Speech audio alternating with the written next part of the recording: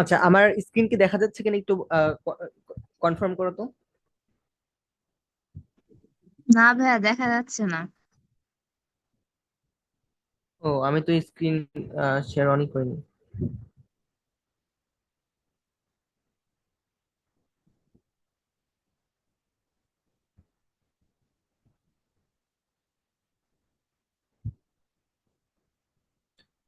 আচ্ছা, এখন কি দেখা যাচ্ছে? জি ভাইয়া, দেখা যাচ্ছে। আচ্ছা, দেখো। তো আমরা এতক্ষণ কি পড়তেছিলাম যে আমাদের, দেখো এখানে যদি একটু ছোট করে এঁকে দেখে, আমাদের ছিল হচ্ছে ট্রাকিয়া, ঠিক আছে। ট্রাকিয়াটা কি হয়, এটা ছিল আমাদের ট্রাকিয়া। ট্রাকিয়া আসলো, দেন ট্রাকিয়া দুই ভাগে ভাগ হয়ে যায়। ডান দিকে একটা শাখা যায়, বাম দিকে একটা শাখা যায়। তো এই শাখাগুলোর নাম হচ্ছে ব্রোঙ্কাস বা ব্রোঙ্কাই। হ্যাঁ, যেটা বলো, একটা একবচন আর একটা বহুবচন। সো একটা হচ্ছে আমাদের, একটা নাম দিচ্ছে আমরা, যেটা ডান দিকে যায় ডান ব্রোঙ্কাস, ওটা ডান ফুসফুসে প্রবেশ করবে, মানে এরকম একটা ফুসফুস, ঠিক আছে। হ্যাঁ। সো ডান ব্রোঙ্কাসটা ডান ফুসফুসে প্রবেশ করবে, এবং যেটা হচ্ছে আমাদের বাম ব্রোঙ্কাস, ঠিক আছে, ওটা হচ্ছে আমাদের বাম ফুসফুসের ভিতর প্রবেশ করবে। যেই জায়গা দিয়ে প্রবেশ করতেছে ওই জায়গাটার নাম দিয়েছিলাম আমরা হাইলাম, ঠিক আছে। যে যে জায়গা দিয়ে প্রবেশ করতেছে বা যেই ছিদ্র দিয়ে প্রবেশ করতেছে ওই ছিদ্রের নাম আমরা কি দিছি, ওই ছিদ্রের নাম দিছি হাইলাম। দেন কি পড়লাম, ডান যে ব্রোঙ্কাসটা ওইটা আরো তিন ভাগে বিভক্ত হয়, এবং বাম যে ব্রোঙ্কাসটা ওইটা আরো দুই ভাগে বিভক্ত হয়। আচ্ছা, এইটুকু কি সবার ক্লিয়ার? আমাকে একটু বলো তো।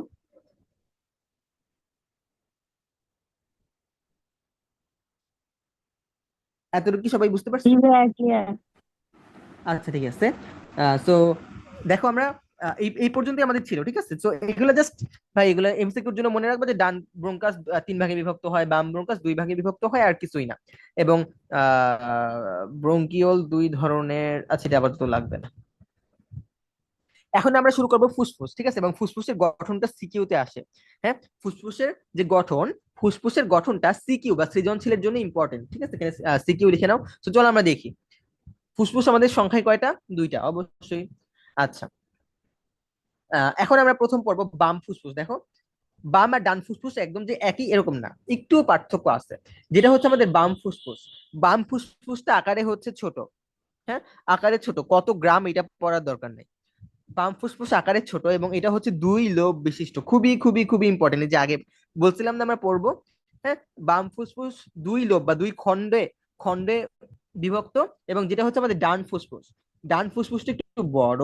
সো বড় থেকে বুঝতেই পারতেছি এটা লোব সংখ্যাও বেশি হবে। এটা কয় লোব বা কয় খণ্ডে বিভক্ত? এটা হচ্ছে আমাদের তিনটা লোব বা তিনটা খণ্ডে বিভক্ত, ঠিক আছে। তো এটা একটু মনে রাখবা, খুবই ইম্পর্টেন্ট ফর এমসিকিউ। যে বাম ফুসফুস দুই লোবে বিভক্ত, বাম ফুসফুস ছোট, ডান ফুসফুস তিন লোব বা তিনটা খণ্ডে বিভক্ত, এবং ডান ফুসফুস বড়। ওকে। এখন সবকিছু সব আমাদের অঙ্গেরই একটা আবরণ থাকে বা পর্দা থাকে, যেটা ওইটাকে প্রোটেক্ট করে বা রক্ষা করে। তো ফুসফুসে যেই পর্দা থাকে, ফুসফুসের পর্দা নাম হচ্ছে আমাদের দ্বি স্তরী প্লিউরাল পর্দা। দ্বি স্তরী প্লিউরাল পর্দা, এটা অবশ্যই মনে রাখা লাগবে, খুবই ইম্পর্টেন্ট এমসিকিউ। এবং অবশ্যই সৃজনশীলের জন্য আমি যেসব লাইন মার্ক করে দিতেছি ওগুলা লিখলেই হবে। হ্যাঁ, আমি ওই যে আকাশি কালার বা স্কাই কালার হাইলাইটার দিয়ে তোমাদের যে পিডিএফ দিচ্ছি বা এখানে মার্ক করা দেখতেছো, সিকিউর জন্য ওইসব লাইনগুলো লিখলেই হবে। আচ্ছা, তো ফুসফুস আমাদের কয় স্তরী প্লিউরাল পর্দা দিয়ে আবৃত? দুই স্তরী প্লিউরাল পর্দা দিয়ে আবৃত। খুবই ইম্পর্টেন্ট এমসিকিউ, এভাবে কোশ্চেন আসে যে ফুসফুসের আবরণের নাম কি? অ্যান্সার হবে প্লিউরাল পর্দা, ঠিক আছে। আচ্ছা, তো এই পর্দায় তো দুইটা স্তর, একটা হচ্ছে বাইরের স্তর আর একটা ভিতরের স্তর, মানে বলাই তো আছে দ্বি স্তরী। হ্যাঁ, কি বলা আছে বলতো? এটাকে বলা হচ্ছে আমাদের দ্বি স্তরী পর্দা, ঠিক আছে। এজন্য ভিতরের ভিতরের পর্দাকে বলা হইতেছে আমাদের ভিসেরাল প্লিউরা, ঠিক আছে। ভিতরের পর্দাকে আমাদের বলা হইতেছে ভিসেরাল প্লিউরা, এবং বাইরের পর্দাকে বলা হইতেছে হচ্ছে আমাদের প্যারাইটাল প্লিউরা। বাইরের পর্দাকে বলা হইতেছে হচ্ছে আমাদের প্যারাইটাল প্লিউরা। সো এটা তোমার একটু মনে রাখা লাগবে যে আহ এটা তো দ্বিস্তরী, মানে দুইটা স্তর। সো অবশ্যই ভিতরের দিকে একটা স্তর থাকবে, আর একটা স্তর থাকবে বাইরের দিকে। যেমন কেউ যদি দুইটা জামা পরে, একটা ভিতরে আর একটা বাইরে জামা পড়ছে, তাই না? সো ওরকমই ভিতরের যে জামাটা বা ভিতরের যে স্তরটা ওইটার নাম হচ্ছে ভিসেরাল, আমি এইভাবে মনে রাখতাম। ভতে ভিতর, ভতে ভিসেরাল, ভতে ভিতর, ভতে ভিসেরাল। তো ভিতরের দিকে যে পর্দাটা তাকে বলা হইতেছে ভিসেরাল প্লিউরা, এবং বাইরে যেটা সেটাকে বলা হইতেছে প্যারাইটাল প্লিউরা। এই দুইটা নাম একটু মনে রাখা লাগবে, ঠিক আছে। এবং দেখো, ভিসেরাল প্লিউরা এবং প্যারাইটাল প্লিউরা এই দুইটার মাঝে একটা গর্ত থাকে, ওই গর্তের মধ্যে থাকে প্লিউরাল রস। ঠিক আছে, এটাও মনে রাখা লাগবে। ঠিক আছে, যে যদি কোয়েশ্চেন আসে, দেখো প্লিউরাল পর্দা প্লিউরাল রস মনে রাখা একদম ইজি। প্লিউরাল পর্দার মধ্যে কি থাকবে? প্লিউরাল পর্দার মধ্যে থাকবে হচ্ছে প্লিউরাল রস। হ্যাঁ, প্লিউরাল পর্দার ভিতর থাকবে প্লিউরাল রস, এই এটুকু একটু মনে রাখা লাগবে, আর কিছুই না। আচ্ছা আচ্ছা, এইটা আমরা পড়লাম। এখন যে এখনো একটা ইম্পর্টেন্ট এমসিকিউ আমরা পড়বো। ঠিক আছে, দেখো প্রত্যেকটা ফুসফুস আবার কয়েকটা সেগমেন্টে বিভক্ত। প্রত্যেকটা ফুসফুস কয়টা সেগমেন্টে বিভক্ত দেখো। যেটা হচ্ছে আমাদের ডান ফুসফুস, সেটা হচ্ছে 10টা সেগমেন্টে বিভক্ত। এবং যেটা হচ্ছে আমাদের বাম ফুসফুস, সেটা হচ্ছে আমাদের 8টা সেগমেন্টে বিভক্ত। খুবই ইম্পর্টেন্ট কথা। ডান ফুসফুস 10টা সেগমেন্টে বিভক্ত এবং বাম ফুসফুস 8টা সেগমেন্টে বিভক্ত। So, তোমাকে পরীক্ষার সময় খেয়াল করতে হবে এটা কি খন্ড বা লোব বলতেছে নাকি সেগমেন্ট বলতেছে। দেখো, ডান ফুসফুস যেটা হচ্ছে আমাদের রাইট মানে ডান ফুসফুস, ডান ফুসফুসের লোব কয়টা ছিল? 3টা। বা খন্ড ছিল 3টা, এবং সেগমেন্ট কয়টা?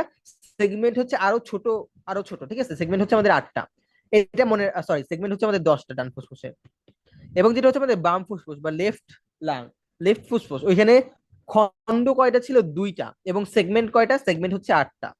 ঠিক আছে, এইটা এখান থেকে ভাই হুমার মতো এমসিকিউ আসে প্রচুর পরিমাণে। যে যতটুকু লিখলাম এখান থেকে একদম প্রচুর পরিমাণে এমসিকিউ আসে। ঠিক আছে, সো আমাকে কোয়েশ্চেনের আনসার দাও তো। আমি যদি কোয়েশ্চেন করি, বাম ফুসফুস কয়টা খণ্ডে বিভক্ত বা কয়টা লোবে বিভক্ত? আনসার দাও তো, বাম ফুসফুস কয়টা লোবে বিভক্ত? দুইটা। হ্যাঁ, ভেরি গুড, বাম ফুসফুস হচ্ছে 2টা লোবে বিভক্ত। ডান ফুসফুস কয়টা সেগমেন্টে বিভক্ত? ডান ফুসফুস কয়টা সেগমেন্টে বিভক্ত? 10টা। হ্যাঁ হ্যাঁ, ভেরি গুড। সো এটা তোমার খেয়াল রাখা লাগবে যে লোব বলতেছে নাকি সেগমেন্ট বলতেছে। সেগমেন্ট হচ্ছে লোবের থেকেও ছোট, আরো ছোট কক্ষ। ঠিক আছে, আরো ছোট গর্ত। তো এটা একটু খেয়াল রাখবা যে লোব বলতেছে নাকি সেগমেন্ট বলতেছে। লোব বললে হচ্ছে 3টা আর 2টা, আর সেগমেন্ট বললে 8টা আর 10টা। ঠিক আছে, তো এই এই যে 4টা ইনফরমেশন, এই 4টা ইনফরমেশন দিয়ে প্রচুর পরিমাণে এমসিকিউ আসে।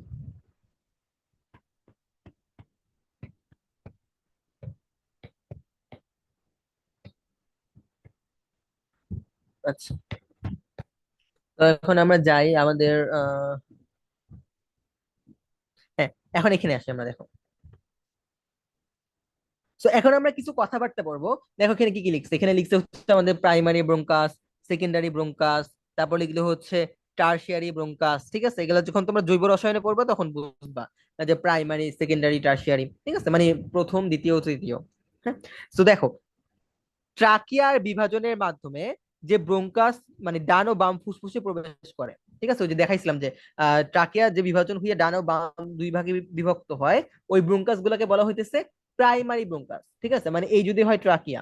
ঠিক আছে, এখন ট্রাকিয়া তো বিভক্ত হইলো, ট্রাকিয়া বিভক্ত হয়ে যাচ্ছে ডান দিকে এবং বাম দিকে 2টা ব্রোঙ্কাস তৈরি করলো। হ্যাঁ, তো এই 2টা ব্রোঙ্কাসকে কি বলা হইতেছে? এই 2টা ব্রোঙ্কাসকে বলা হইতেছে প্রাইমারি ব্রোঙ্কাস। এই 2টা ব্রোঙ্কাসকে বলা হইতেছে প্রাইমারি ব্রোঙ্কাস। ঠিক আছে, আচ্ছা, এই 2টা ব্রোঙ্কাসকে কি বলা হইতেছে বলতো? Primary bronchus. আচ্ছা, এখন আবার বলো তো দেখি কার মনে আছে, যেটা হচ্ছে আমাদের ডানটা, সাপোজ এটা ডান। এখন ডান ব্রোঙ্কাসটা আবার কয় ভাগে বিভক্ত হয় কারো মনে আছে? ডান ব্রোঙ্কাসটা কয় ভাগে বিভক্ত হয়? 3। হ্যাঁ, ভেরি গুড। ওই ডান ব্রোঙ্কাসটা যে আবার 3 ভাগে বিভক্ত হয়, এই যে আমি যদি এখানে আঁকি, দেখো এই সাপোজ এই ডান ব্রোঙ্কাসটা আরো 3 ভাগে বিভক্ত হইলো। হ্যাঁ, এগুলাকে বলা হইতেছে সেকেন্ডারি ব্রোঙ্কাস। ঠিক আছে, এই যে আবার 3 ভাগে বিভক্ত হইলো। হ্যাঁ, এটাকে বলা হইতেছে সেকেন্ডারি ব্রোঙ্কাস। এবং বাম ফুসফুস কয় ভাগে বিভক্ত হয়? 2, তাই না? বাম, সরি, বাম ব্রোঙ্কাস আবার 2 ভাগে বিভক্ত হয়, এটাকেও বলা হইতেছে সেকেন্ডারি বা লোবার ব্রোঙ্কাস। এই যে এটাকে বলা হইতেছে সেকেন্ডারি বা লোবার ব্রোঙ্কাস। তো দেখো পুরো লাইনটা যদি আমরা পড়ি, প্রাইমারি ব্রোঙ্কাস বিভক্ত হয়ে প্রত্যেক লোবে একটি করে সেকেন্ডারি ব্রোঙ্কাস বা লোবার ব্রোঙ্কাস প্রবেশ করে। আচ্ছা, প্রত্যেক লোবে মানে কি? ডান ফুসফুসের কয়টা লোব ছিল? বা ডান ফুসফুসের লোব ছিল হচ্ছে 3টা। সো এই যে খুব সুন্দরভাবে ডান ফুসফুসের 3টা লোবে এই যে আমাদের সেকেন্ডারি 3টা ব্রোঙ্কাস প্রবেশ করে। যেখানে আমি 3টা ব্রোঙ্কাস থাকলাম না, এই 3টা ব্রোঙ্কাস ডান ফুসফুসের 3টা লোবে প্রবেশ করে। এবং বাম ফুসফুস বামে কয়টা? বামে হচ্ছে 2টা সেকেন্ডারি ব্রোঙ্কাস থাকে, ওই এই দুইটা সেকেন্ডারি ব্রঙ্কাস। এখন বাম ফুসফুসের লোব কয়টা? দেখো মিলে গেছে, বাম ফুসফুসের লোব তো দুইটা। সো দুইটা সেকেন্ডারি ব্রঙ্কাস বাম ফুসফুসের দুইটা লোবে প্রবেশ করে। ঠিক আছে, এগুলোকে বলা হইতেছে সেকেন্ডারি বা লোবার ব্রঙ্কাস। লোবার ব্রঙ্কাস কেন বলা হইতেছে? কারণ এগুলা ফুসফুসের লোবে প্রবেশ করতেছে, এই জন্য এগুলার নাম হচ্ছে সেকেন্ডারি বা লোবার ব্রঙ্কাস। ঠিক আছে, তো সিম্পল কথা ভাই, প্রাইমারি ব্রঙ্কাস বিভক্ত হয়ে প্রত্যেক লোবের জন্য, মানে ফুসফুসের প্রত্যেক লোবের জন্য একটি করে সেকেন্ডারি ব্রঙ্কাস তৈরি হয়, এটাকে বলা হইতেছে লোবার ব্রঙ্কাস। ঠিক আছে, দেখো এখানে লিখছে ওই যে আহ, ডান ফুসফুসের জন্য তিনটা এবং বাম ফুসফুসের জন্য দুইটা। আচ্ছা, লোবার ব্রঙ্কাস বা সেকেন্ডারি ব্রঙ্কাস এই কনসেপ্টটা কি সবার ক্লিয়ার হয়েছে? আমাকে একটু বলো তো। জি হ্যাঁ হ্যাঁ ভাই। ক্লিয়ার। আচ্ছা, তো লোবার ব্রঙ্কাস শেষ। এখন ওই লোবার ব্রঙ্কাস গুলো ভাই আবার বিভক্ত হয়। হ্যাঁ, ওই লোবার ব্রঙ্কাস থেকে আবার বিভক্ত হয়, ওই লোবার ব্রঙ্কাস আবার বিভক্ত হইয়া আরো শাখা প্রশাখা তৈরি করে। ঠিক আছে, এটা এখানে লিখছে দেখো, সেকেন্ডারি সেকেন্ডারি ব্রঙ্কাস মানেই কিন্তু লোবার ব্রঙ্কাস। সেকেন্ডারি ব্রঙ্কাস থেকে আবারও টারশিয়ারি ব্রঙ্কাস বা সেগমেন্টাল ব্রঙ্কাস তৈরি হয়, যা হচ্ছে এক একটি সেগমেন্টে প্রবেশ করে। মনে আছে ওই যে আমাদের বাম ফুসফুস 10টা সেগমেন্টে বিভক্ত, বাম ফুসফুস 8টা সেগমেন্টে বিভক্ত, ওই যে। ঠিক আছে, তো ওই সেগমেন্টের জন্য আবার শাখা প্রশাখায় বিভক্ত হয়। তো বুঝতেই পারতেছো যে ডানে 10টা সৃষ্টি হবে আর বামে কয়টা? 8টা সৃষ্টি হবে, দেন ওইগুলা প্রবেশ করবে। ঠিক আছে, সো ওগুলাই ভাই সেকেন্ডারি ব্রঙ্কাস। সেকেন্ডারি ব্রঙ্কাস আবার বিভক্তির মাধ্যমে আবার যে শাখা প্রশাখার সৃষ্টি করে তাকে বলা হইতেছে টারশিয়ারি ব্রঙ্কাস। আবার বলতেছি, সেকেন্ডারি ব্রঙ্কাস শাখা প্রশাখা সৃষ্টি করার মাধ্যমে যে শাখা প্রশাখা গুলো সৃষ্টি করে তাকে বলা হইতেছে টারশিয়ারি বা সেগমেন্টাল ব্রঙ্কাস। সেগমেন্টাল ব্রঙ্কাস কেন বলা হইতেছে? কারণ এগুলা ফুসফুসের সেগমেন্টে প্রবেশ করে। ঠিক আছে, ওই যে 8টা 10টা সেগমেন্ট বলছিলাম না, তো এগুলাকে বলা হইতেছে জন্য সেগমেন্টাল ব্রঙ্কাস। ঠিক আছে, তো এই ছিল। আহ আশা করি বুঝতে পারছো। আচ্ছা, প্রাইমারি ব্রঙ্কাস, সেকেন্ডারি ব্রঙ্কাস এবং টারশিয়ারি ব্রঙ্কাস মানে কি? ঠিক আছে, তো এখান থেকে এমসিকিউ কিভাবে আসবে, এগুলো সৃজনশীল তেমন একটা আসে না, এমসিকিউ বেশিরভাগ আসে। তো এগুলো থেকে জাস্ট ওই সংখ্যাগুলো মনে রাখতে হবে, যে প্রাইমারি ব্রঙ্কাস বিভাজিত হয়ে সেকেন্ডারি ব্রঙ্কাস তৈরি করতেছে, সেকেন্ডারি ব্রঙ্কাস বিভাজিত হইয়া টারশিয়ারি ব্রঙ্কাস তৈরি করতেছে। প্রাইমারি ব্রঙ্কাস ডান ফুসফুসের জন্য কয়টা? তিনটা। প্রাইমারি না তো, সেকেন্ডারি। সেকেন্ডারি বা লোবার ব্রঙ্কাস ডান ফুসফুসের জন্য কয়টা? তিনটা। সেকেন্ডারি বা লোবার ব্রঙ্কাস বাম ফুসফুসের জন্য কয়টা? দুইটা। আচ্ছা, দেন সেকেন্ডারি ব্রঙ্কাস আবার বিভক্তির মাধ্যমে হচ্ছে টারশিয়ারি ব্রঙ্কাস তৈরি করে। টারশিয়ারি টারশিয়ারি বা সেগমেন্টাল ব্রঙ্কাস।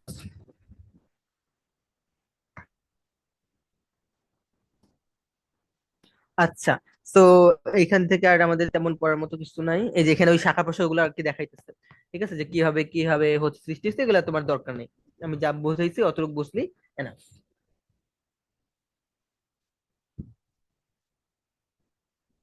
আচ্ছা, এখন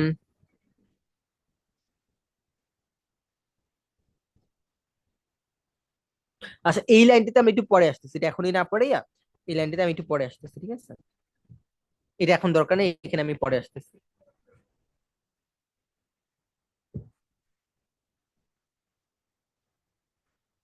আচ্ছা, এখন সবাই চলে আসো হচ্ছে ফুসফুসের কাজে। ঠিক আছে, সবাই চলে আসো হচ্ছে ফুসফুসের কাজ।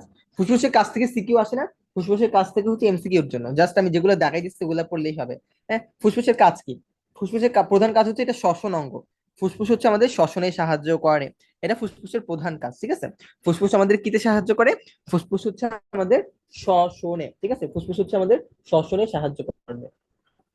আচ্ছা, দেন ফুসফুস কি ক্ষরণ করে? ফুসফুস হচ্ছে ইমিউনোগ্লোবিউলিন ক্ষরণ করে। এখন কোয়েশ্চেন আসতে পারে ইমিউনোগ্লোবিউলিন জিনিসটা আসলে কি? এটা হচ্ছে, এটাকে আমরা প্রকাশ করি হচ্ছে আইজি দিয়ে।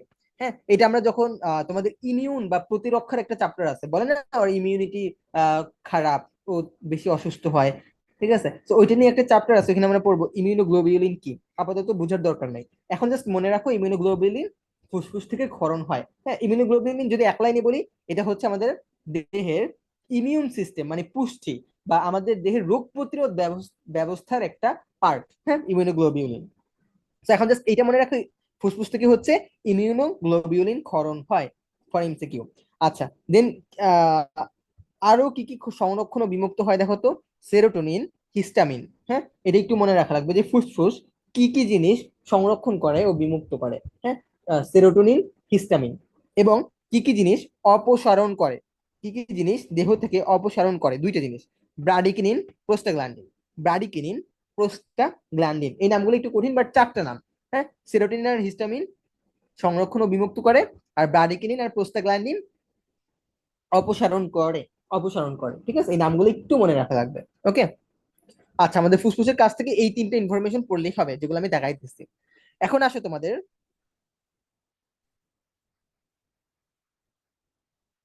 এখন আসো অ্যালভিউলাসের গঠন। এখানে একটু আসো তো। দেখো এখানে সিকিউ লিখে আছে ভাই। অ্যালভিউলাসের গঠন সিকিউর জন্য হচ্ছে 5 স্টার একটা টপিক। অ্যালভিউলাসের, অ্যালভিউলাস হচ্ছে প্রচুর পরিমাণে সিকিউতে আসতে দেখা যায়, ঠিক আছে? অ্যালভিউলাস প্রচুর পরিমাণে মানে অ্যালভিউলাস থেকে প্রচুর পরিমাণে সিকিউ আসতে দেখা যায়। কোয়েশ্চেন কিভাবে আসে? কোয়েশ্চেন আসে হচ্ছে অ্যালভিউলাসের গঠন ব্যাখ্যা করো, ঠিক আছে? কোয়েশ্চেন আসে হচ্ছে অ্যালভিউলাসের গঠন ব্যাখ্যা করো, এই টাইপের কোয়েশ্চেন আসে। হ্যাঁ, সিকিউতে। তো আমরা দেখি।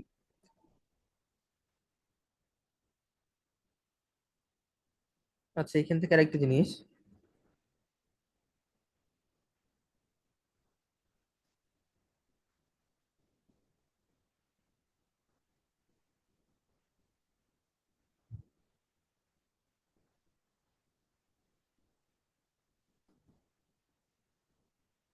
আচ্ছা, এখান থেকে আরেকটা ইম্পর্টেন্ট জিনিস পড়তে হবে, এটা হচ্ছে,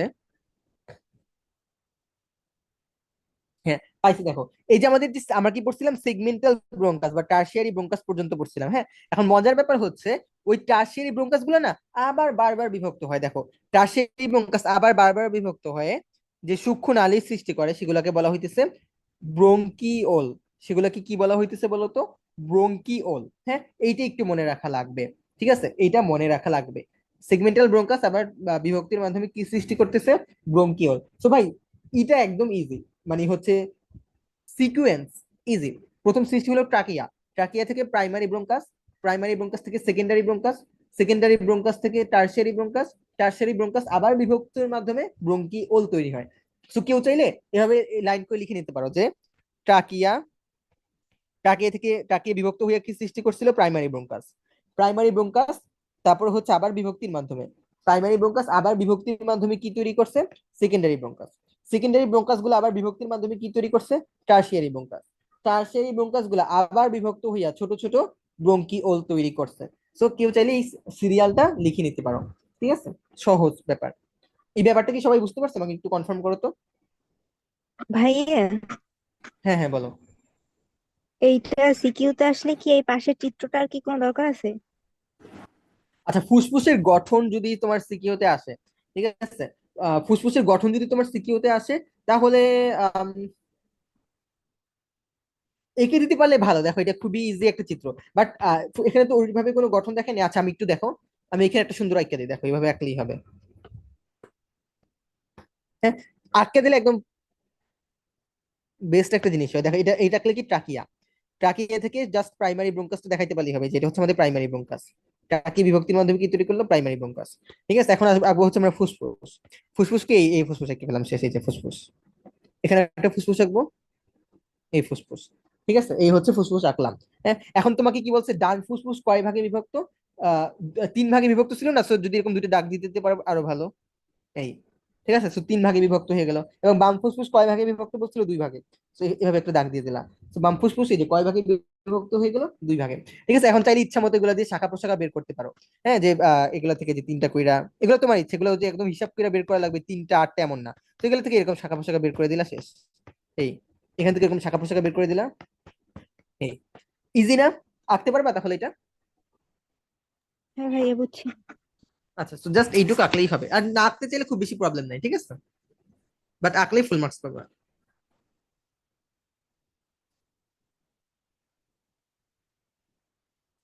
আচ্ছা, তো আমরা কি কোথায় ছিলাম? আমরা ছিলাম হচ্ছে ব্রোঙ্কিওলে, তাই না? এই যে, তো এখানে আমরা কি পড়ছিলাম যে টার্সিয়ারি ব্রোঙ্কাস, ঠিক আছে? টার্সিয়ারি ব্রোঙ্কাস আবার বিভক্তির মাধ্যমে, টার্সিয়ারি ব্রোঙ্কাস বারবার বিভক্তির মাধ্যমে কি তৈরি করে? ব্রোঙ্কিওল। হ্যাঁ। আচ্ছা, এখন আমরা অ্যালভিওলাস পড়বো। ঠিক আছে, অ্যালভিওলাস জিনিসটা আসলে কি দেখো। এই যে অ্যালভিওলাসের গঠন, এখানে আসো। আমরা পড়তেছিলাম হচ্ছে অ্যালভিওলাসের গঠন।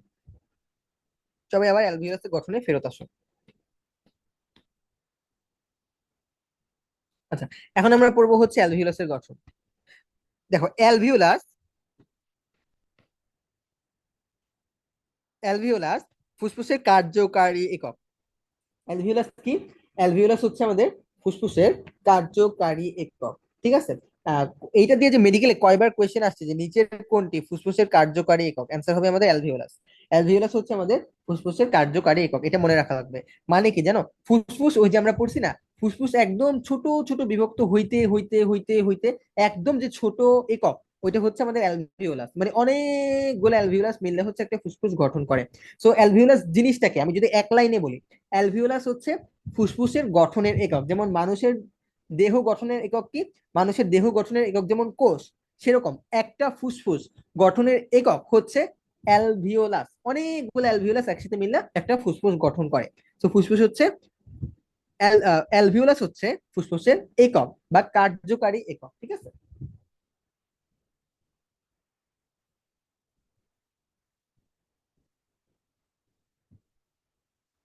আচ্ছা, এখন দেখো আমাদের দেখো, শিশুদের কত মিলিয়ন অ্যালভিওলাস থাকে? দেখো, শিশুদের আমাদের 20 মিলিয়ন অ্যালভিওলাই থাকে। এটা পড়তে হবে, শিশুদের 20 মিলিয়ন অ্যালভিওলাই থাকে। 8 বছরে কত থাকে এটা পড়া লাগবে না। আবার পূর্ণবয়স্ক সুস্থ মানুষের দেহে 480 মিলিয়ন, অনেক দেখছো, 480 মিলিয়ন অ্যালভিওলাস থাকে। তো এই দুটো মনে রাখা লাগবে যে শিশুর দেহে 20 মিলিয়ন অ্যালভিওলাই থাকে, এবং পূর্ণবয়স্ক মানে তোমার দেহে বা আমার দেহে থাকবে 480 মিলিয়ন। এই দুইটা সংখ্যা মনে রাখা লাগবে। ঠিক আছে। আচ্ছা, এবং আমি এইটার গঠন, কেউ যদি বলো, আচ্ছা, আমি চিত্রতে পরে আসতেছে, আগে হচ্ছে আমি রিডিং পড়াইনি। ঠিক আছে। আচ্ছা, এগুলো তো পড়লাম। আচ্ছা, এগুলো একটু লিখে দিও, যেহেতু সিকিউতে আসে, এমসিকিউর জন্য ইম্পর্টেন্ট না, বাট সিকিউতে যদি আসে এগুলো একটু লিখে দিও, যে এগুলো আঙ্গুরের থোকার মতো গুচ্ছবদ্ধ থাকে এবং গ্যাস বিনিময়ের তল গঠন করে। আচ্ছা, এইটা ইম্পর্টেন্ট। অ্যালভিওলাস হচ্ছে গ্যাস বিনিময়ের তল গঠন করে, এটা মার্ক করো। অ্যালভিওলাস হচ্ছে গ্যাস বিনিময়ের তল গঠন করে। মানে কি? মানে হচ্ছে ফুসফুসে আমরা সবাই জানি গ্যাস এক্সচেঞ্জ হয়, মানে অক্সিজেন এবং কার্বন ডাই অক্সাইড এখানে, অক্সিজেন এবং কার্বন ডাই অক্সাইড এখানে হচ্ছে আমাদের কি হয়, এক্সচেঞ্জ হয়। মানে হচ্ছে কার্বন ডাই অক্সাইড এবং অক্সিজেনের মধ্যে বিনিময় ঘটে। সো এখানে ওই গ্যাস এক্সচেঞ্জ হয়। সো এটাই লিখছে যে আমাদের মেডিকেলের কোয়েশ্চেনেও আসছিল একবার, যে গ্যাস বিনিময় হয় কোথায়, অ্যান্সার হবে অ্যালভিওলাই। আবার বলতেছি, মেডিকেলের কোয়েশ্চেন, গ্যাস বিনিময় হয় কোথায়? গ্যাস বিনিময় হয় কোথায়? অ্যান্সার হচ্ছে আমাদের অ্যালভিওলাই। ঠিক আছে। তো এমসিকিউ অথবা সিকিউর জন্য এই লাইনগুলো ইম্পর্টেন্ট, যে অ্যালভিওলাস ফুসফুসের কার্যকারী একক, এগুলা আঙ্গুরের থোকার মতো গুচ্ছবদ্ধ। যে এই চিত্র চিত্র যদি দেখো কেউ, দেখছো যে একদম আঙ্গুরের থোকার মতো না? কেউ যদি আঙ্গুর খেয়ে থাকো, ঠিক আছে, এই যে অ্যালভিওলাস, এগুলো হচ্ছে অ্যালভিওলাস। ঠিক আছে। অ্যালভিওলাস গুলো কেমন থাকে বলো তো? অ্যালভিওলাস গুলো হচ্ছে আঙ্গুরের থোকার মতো থাকে। এই চিত্র দেখে খেয়াল করো, অ্যালভিওলাস হচ্ছে আঙ্গুরের থোকার মতো থাকে। ঠিক আছে। আচ্ছা, তো এগুলাই ছিল। এখান থেকে আর কি পড়ানো যেতে পারে? হ্যাঁ, অ্যালভিওলাসে কোন কোষ থাকে? দেখো, অ্যালভিওলাসে চাপা স্কোয়ামাস এপিথেলিয়াল কোষ থাকে, এটা পড়বা।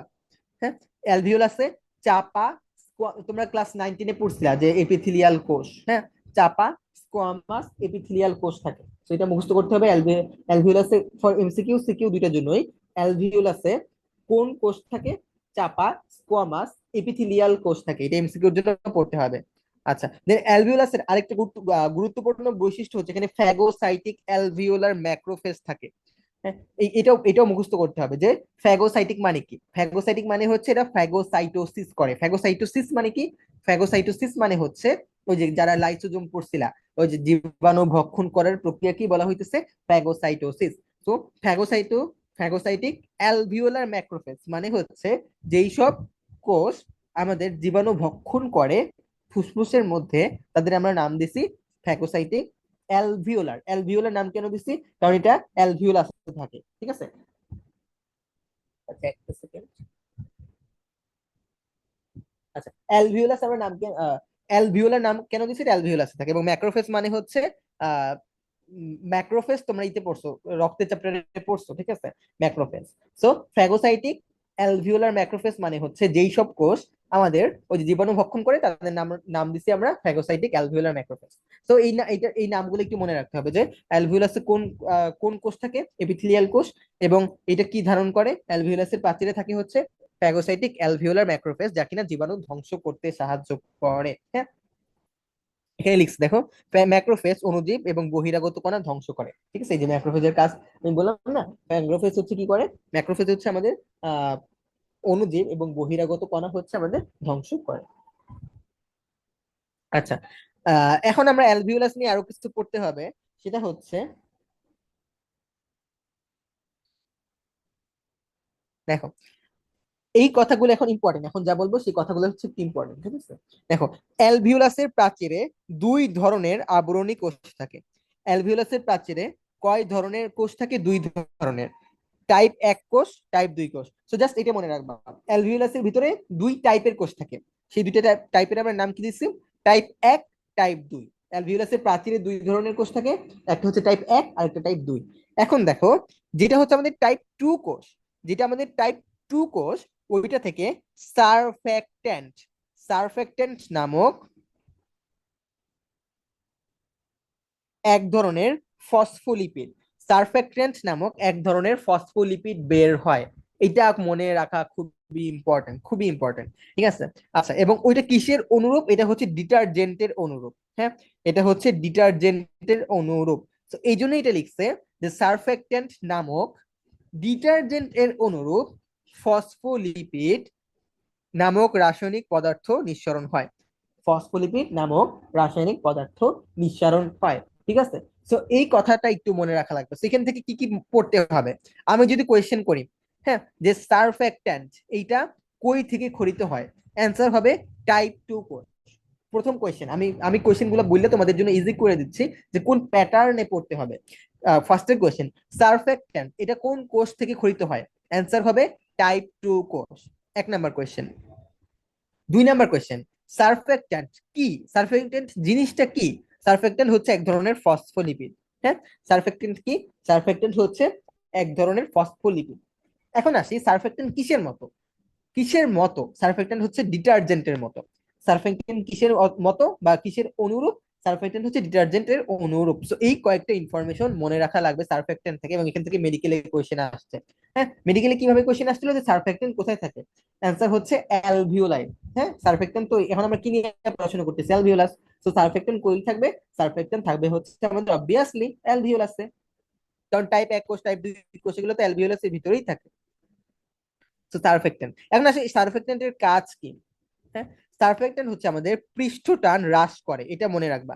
পৃষ্ঠটান হ্রাস করে, এতে লাভ কি হয়? এতে লাভ হচ্ছে অ্যালভিওলাস চুপসে যাওয়া থেকে রক্ষা করে। হ্যাঁ, মানে অ্যালভিওলাস যে আছে এগুলো তো বেলুনের মতো, বুঝছো? অ্যালভিওলাস গুলো কেমন? আঙ্গুরের বেলুনের মতো। ঠিক আছে, এখন অ্যালভিওলাস তো চুপসে যায়, যে বেলুন চুপসে যায় না, ওরকম চুপসে গেলে তো সমস্যা। তো এই সারফেক্ট্যান্টের কাজ হচ্ছে পৃষ্ঠটান হ্রাস করে। আচ্ছা, পৃষ্ঠটান হ্রাস করে এটা অত ইম্পর্টেন্ট না, বাট এইটা মনে রাখা লাগবে যে সারফেক্ট্যান্টের কাজ হচ্ছে এটা অ্যালভিওলাসকে চুপসে যাওয়া থেকে রক্ষা করে। বেলুন যেমন চুপসে যায় না, ওরকম যাতে চুপসে না যায়, এইটা হচ্ছে সারফেক্ট্যান্টের কাজ। ও কাজটা অনেক ইম্পর্টেন্ট, কোশ্চেন আসতে পারে। অ্যালভিওলাসকে চুপসে যাওয়া থেকে রক্ষা করে কে? অ্যান্সার হবে সারফেক্ট্যান্ট। ঠিক আছে, আচ্ছা, এবং সার্ভেন্টেন্টের আরেকটা কাজ হচ্ছে এটা গ্যাস বিনিময়কে সহজ করে। এটা তো ইম্পর্টেন্ট না? মেইন ইম্পর্টেন্ট হচ্ছে এই যে অ্যালভিওলাসকে চুপসে যাওয়া থেকে রক্ষা করে, এটাই হচ্ছে মেইন ইম্পর্টেন্ট কাজ। ঠিক আছে, আচ্ছা, এখন সার্ফেক্ট্যান্ট একটা আহ, ভ্রূণের দেহে কখন ক্ষরণ শুরু হবে? দেখো, খুবই ইম্পর্টেন্ট। 23 সপ্তাহ বয়স্ক মানব ভ্রূণে সর্বপ্রথম সারফেক্ট্যান্ট ক্ষরণ শুরু হয়। মানে একটা বাচ্চা যখন মায়ের পেটে থাকে বা ভ্রূণ অবস্থায় থাকে, তখন গর্ভবতী মায়ের 23 সপ্তাহে, 23 সপ্তাহে হচ্ছে ওই বাচ্চার মধ্যে আমরা সারফেক্ট্যান্ট দেখতে পাবো। মানে বাচ্চাটা কখন, বাচ্চার ফুসফুসে সারফেক্ট্যান্ট তৈরি হবে? 23 সপ্তাহ বয়সে। এই জন্য 24 সপ্তাহের আগে মানব ভ্রূণকে স্বাধীন অস্তিত্বের অধিকারী হিসেবে গণ্য করা হয় না। মানে 23 সপ্তাহে একটা বাচ্চার ফুসফুস কার্যকর হয়, মানে সারফেক্ট্যান্ট যখন আহ উৎপন্ন শুরু হয়। সেখানে দুই টাইপের কোশ্চেন আসতে পারে। এক টাইপের কোশ্চেন যে সারফেক্ট্যান্ট কখন ক্ষরণ শুরু হয় ভ্রূণে, অ্যান্সার হবে 23 সপ্তাহে। আরেকটা কোশ্চেন আসতে পারে, কত সপ্তাহের আগে আমরা ভ্রূণকে স্বাধীন অস্তিত্বের হিসাবে গণ্য করতে পারি না? এটা হচ্ছে 24 সপ্তাহ। মানে এটা কেন বলছে? কারণ যখন 24 সপ্তাহ হইয়া যায় তখন সারফেক্ট্যান্ট ক্ষরণ শুরু হয়। এখন তখন হচ্ছে ফুসফুসটা কার্যকারী হয়, তখন আমরা বলতে পারি হ্যাঁ এই বাচ্চা বা এই ভ্রূণটা একটা মানুষ, বা ওর মধ্যে প্রাণ আসছে। ঠিক আছে, সো অ্যাবর্শন তো বুঝো, সো অনেক কান্ট্রিতে এই জন্য 23 সপ্তাহ পর্যন্ত তুমি মানে হচ্ছে অ্যাবর্শন করার অনুমতি দেওয়া থাকে, যেহেতু 23 সপ্তাহের আগে ওই ওই বাচ্চাটাকে আমরা বা ভ্রূণটাকে আমরা একটা স্বাধীন মানুষ বা একটা প্রাণ আছে এই হিসেবে কল্পনা করতে পারি না। এই জন্য অনেক দেশে আর কি 23 সপ্তাহ পর্যন্ত অ্যাবর্শন করার অনুমতি দেওয়া হয়। ওকে, সো এইটা মনে রাখা লাগবে, 23 সপ্তাহ আর 24 সপ্তাহ, এই দুটো ইনফরমেশন মনে রাখা লাগবে। আচ্ছা, তাহলে আজকে আমরা এখানেই শেষ করি, কারো কোনো কোয়েশ্চেন আছে যতটুকু পড়াইলাম তার উপরে? ভাইয়া এখানে কোনো চিত্র দেওয়া লাগবে? চিত্র আচ্ছা আমি দেখাই, দেখো চিত্র আমি টু বি অনেস্ট, আমি যখন এই অ্যালভিওলাসের গঠন বা ফুসফুসের গঠন আঁকতাম আমার এইচএসসি লাইফে, তখন আমি চিত্র দিই নাই, বাট এখন মেডিকেলে আসে এই চিত্রগুলো আমার কাছে খুব সহজ লাগে, কারণ এখন মেডিকেলে আসে এই চিত্র সব আবার আবার আঁকা লাগে। ঠিক আছে, এখন যদি আঁকতে চাও, হ্যাঁ দেখো, আঁকতে চাইলে আমি দেখাই দিই। আচ্ছা, এরকম 3টে ব্রাঞ্চ দিবা, এই এই এই, ঠিক আছে, এখন এইগুলা দিয়া মধ্যে এই যে এরকম অ্যালভিওলাস, থোকা থোকা অ্যালভিওলাস দিবা, মানে অনেকগুলো থোকা বানাবা। এই একটা অ্যালভিওলাস, এই হচ্ছে অ্যালভিওলাস, এখানে একটা থুকা বানিয়ে দিলা, এই শেষ, আর এর বাইরে কিচ্ছু দেওয়া লাগবে না। তুমি যদি জাস্ট বুঝাইতে পারো অ্যালভিওলাসের এটা গঠনটা, তাহলেই হবে, এই শেষ। ঠিক আছে, যে যদি কেউ চিত্র দিতে চাও এতটুকু কেন, যে 3টা শাখা দিয়ে 3টা শাখার মাথায় 3টা আঙ্গুরের থোকা দিয়ে দেবা। হ্যাঁ, 3টা শাখা দিয়ে 3টা শাখার মাথায় আঙ্গুরের থোকা দিয়ে দেবা, এর থেকে বাইরে কিচ্ছু লাগবে না। বাট যদি কেউ না দিতে চাও প্রবলেম নেই, কারণ আমি আমার এইচএসসি লাইফে চিত্র দিইনি। চিল, আর কোনো কোনো কোয়েশ্চেন আছে? আর আর ভাইয়া ওই যে এখানে একটা ফ্লো চার্ট আছে যে ট্রাকিয়া, তারপর ব্রঙ্কাস, হ্যাঁ ব্রঙ্কেল, হ্যাঁ, এটা কি এটা লাগবে মানে? লাগবে, এটা হ্যাঁ এটা লাগবে, এটা এখান থেকে হচ্ছে এইটার জন্য আমি হচ্ছে এটা পড়াই নাই। এই লাইনটা একটু স্কিপ করে আসছিলাম না, এই যে এই যে আমাদের এই আহ, কি বলে, কোন কালার, টিয়া কালার দিয়ে যে মার্ক করা, ঠিক আছে, টিয়া কালার দিয়ে যে মার্ক করা, এই জন্য এটা পড়াই নাই। আমি কালকে হচ্ছে ওই ফ্লো চার্টটা পড়িয়ে দেন হচ্ছে এই লাইনটা পড়াবো, তাহলে বুঝতে পারবা। ঠিক আছে, কালকে হচ্ছে আমি ওই ফ্লো চার্টটা পড়বো, বুঝছো?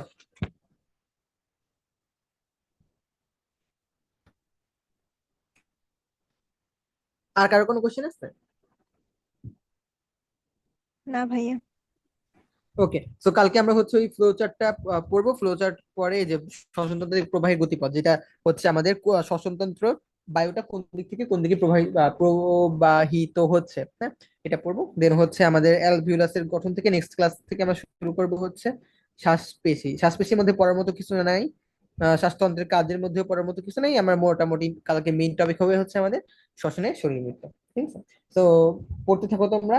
আর যদি পারো, এই যে তোমরা যারা 4জন ক্লাস করছো, 4জন হচ্ছে আমার ইনবক্সে, হ্যাঁ, ইনবক্সে হচ্ছে ফুসফুসের গঠন এবং অ্যালভিউলাসের গঠন এই দুটো লিখে জমা দেবা। ঠিক আছে, এইচডব্লিউ তো হচ্ছে তোমার, কারণ আমি তো এইচডব্লিউ দিয়ে তোমাদের টাইম নষ্ট করতে চাই না, বাট দেখবা টেস্ট পেপার খুললে খালি এই টাইপের প্রচুর পরিমাণে কোশ্চেন, হ্যাঁ, যে ফুসফুসের গঠন বর্ণনা করো, অ্যালভিউলাসের গঠন বর্ণনা করো। তো এই দুইটা এইচডব্লিউ লিখে আমাকে জমা দেবা, জাস্ট যেসব লাইন মার্ক করা আছে ওইগুলো লিখলেই হবে, এবং ওই মার্ক করা লাইনগুলো লিখে আমাকে জমা দেবেন। ঠিক আছে, এবং এগুলো এমসিকিউর জন্য অনেক ইম্পর্টেন্ট। ওকে, তো আজকে তাহলে এই পর্যন্তই থাক।